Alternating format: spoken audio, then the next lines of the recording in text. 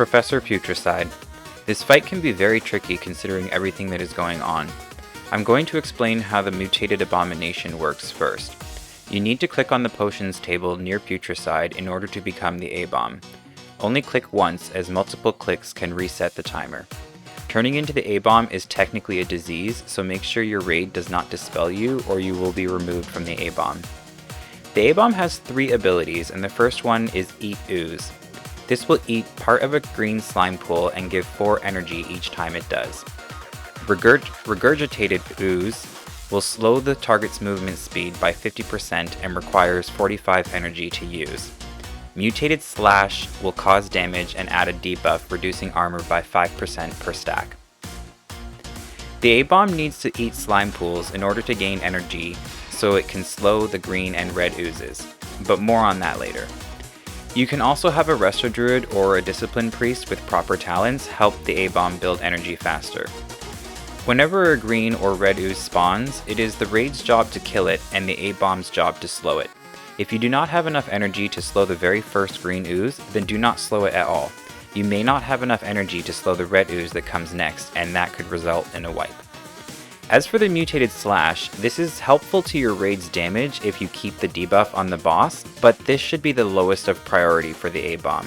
You need to eat slime pools and slow oozes before you worry about the debuff on the boss. When Phase 3 begins, you will be removed from the A-bomb and rejoin the fight as your character. Now on to the Professor. Throughout the entire fight, he will use an ability called Mutated Slime, which will throw 2 slime pool potions at random targets and cause green slime pools to spawn. They will become bigger the longer they are left alone and will do damage to you if you are hit by them. The A-bomb needs to eat these slime pools for energy. During Phase 1, you will need to kill green and red oozes while damaging the boss.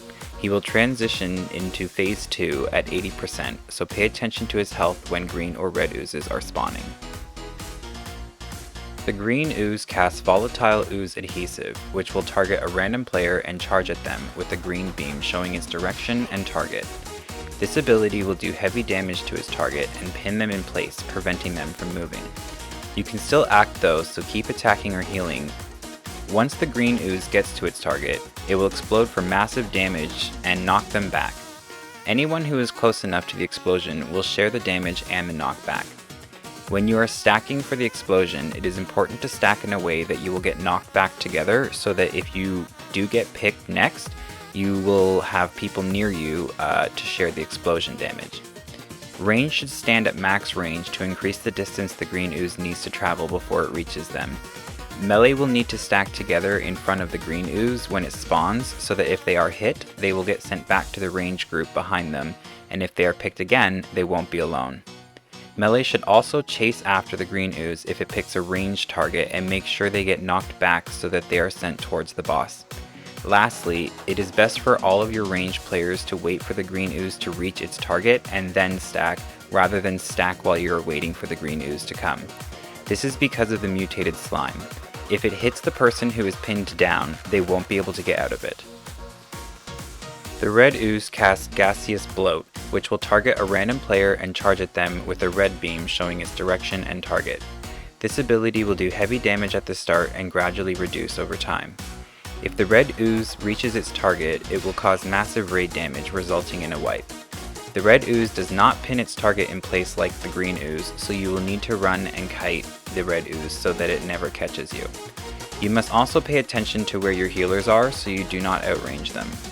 If you are able, you should try to kite the red ooze through the boss for cleave damage.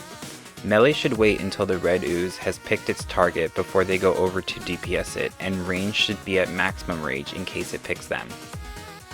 At 80%, the boss will transition into Phase 2. During Phase 2, you will continue doing what you did in Phase 1, but there are 2 new abilities. Also, the melee DPS will no longer be able to stack behind or beside the boss and need to stack with the tank in front of the boss. The first new ability is called Malleable Goo, which will launch a green smaller ooze towards a ranged target. It will bounce 3 times and on the 3rd bounce explode, causing damage and increasing cast time by 200%. Range should stand far away from the boss so that if they are targeted, they will have time to avoid it. The second new ability is called Choking Gas Bomb. which will place 2 large orange flasks beside putricide. These will explode after a few seconds and cause heavy damage.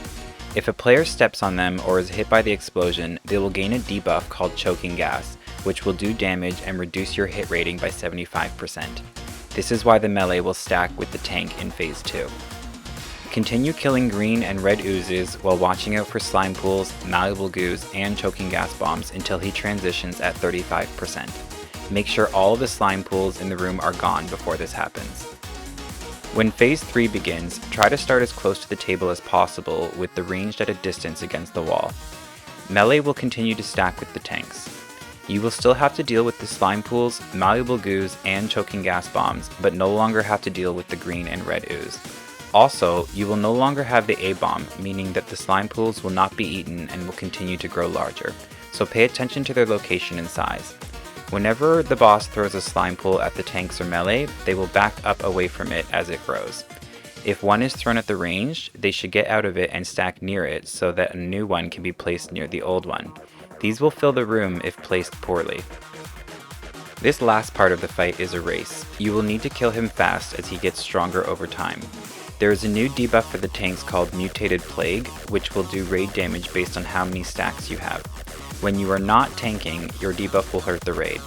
The tank should take turns with the debuff, going 2 stacks each, then 4 stacks each, then 5 stacks each, and if he is not dead by then, you will be.